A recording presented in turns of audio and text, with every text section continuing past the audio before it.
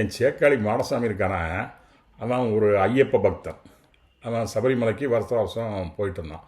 ஒரு வருஷம் என்னாச்சுன்னா, அவன் ரோட்டில் அந்த கலர் வேட்டி, ஊதா கலர் வேட்டி கட்டிட்டு நடந்து போயிட்டு இருக்கும்போது, அங்கே பக்கத்தில் இருந்த ஒரு நாய் வந்து அவனை விரட்டி பிடிச்சி போய் அவனை காலில் நல்லா கடிச்சு விட்டுட்டு, கடிச்சு விட்டோன்னா எல்லோரும் விளக்கி விட்டாங்க. அப்புறம் வீட்டுக்கு வந்தான். வீட்டுக்கு வந்து இந்த வெத்தலை, மிளகு இது மாதிரி வந்து கை வைத்தியங்களுக்குள்ள மருந்து என்ன உண்டோ அதெல்லாம் சாப்பிட்டான்.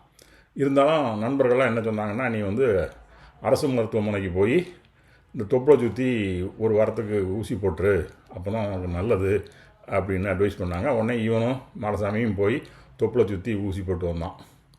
ஊசி போட்டு வந்து இருக்கையில் அடுத்த ஒவ்வொருத்தரும் இவரை துக்கம் விசாரிக்க வந்த மாதிரி எல்லோரும் பார்க்க வந்தாங்க சேக்காளிங்கள்லாம். அப்போ வந்தால் ஒரு ஆள் சொன்னார், இவன் நீர் வந்து லேசாக எடுத்துக்கிட்டாதீரம், சாத்தாங்குளம் பக்கத்தில் பேய்க்குளம்னு ஒன்று இருக்குது, அங்கே ஒருத்தர் விசகடி பார்வை பார்க்காரு, நீர் அவர்கிட்ட போய் பார்த்துட்டு வரோம் அப்படின்னு சொன்னாங்க. ஒரு ஆள் சொன்னார்.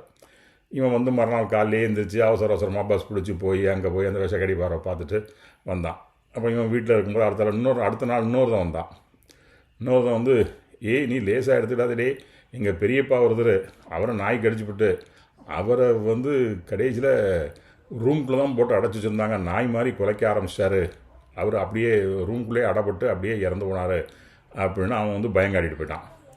அடுத்தால இன்னொருத்தர் வந்தார், நீங்கள் மற்றதெல்லாம் கவலைப்படாதீங்க, இந்த தூத்துக்குடியில் ஒருத்தர் இருக்கார், அவர் விசக்கடி பார்ப்பார், அது பார்த்தாச்சுன்னா அவங்களுக்கு சீக்கிரம் குணமாயிரும் அப்படின்னு சொன்னான்.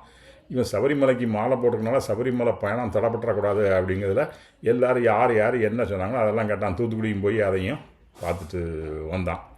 அப்போ ஒரு ஆள் சொன்னார், அசைவ சாப்பாடெலாம் சாப்பிடக்கூடாது, பிணம் எரிகிறத பார்க்கக்கூடாது அப்படின்னு சொன்னாங்க.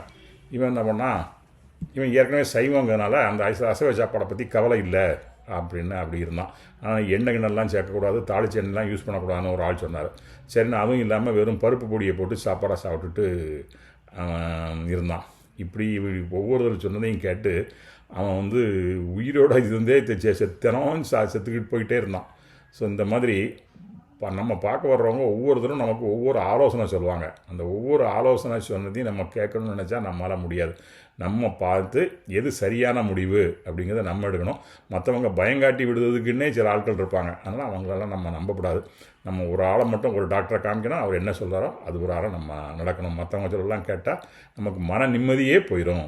அது வந்து இந்த மாடசாமி கதையிலேருந்து நமக்கு தெரியுது. நம்மளும் அப்படி நடப்போம்.